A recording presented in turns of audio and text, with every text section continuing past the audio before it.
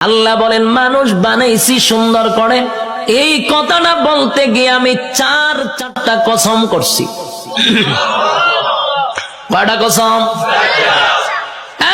রব্বে কারীম বলেন চারটা কসম করছি আমি আল্লাহ।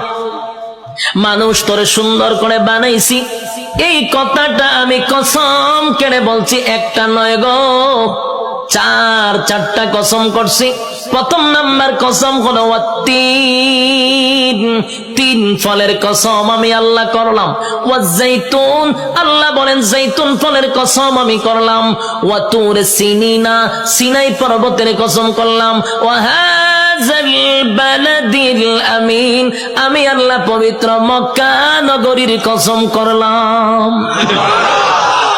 কসম হইল কয়টা? চারটা কসম আমি আল্লাহ করছি।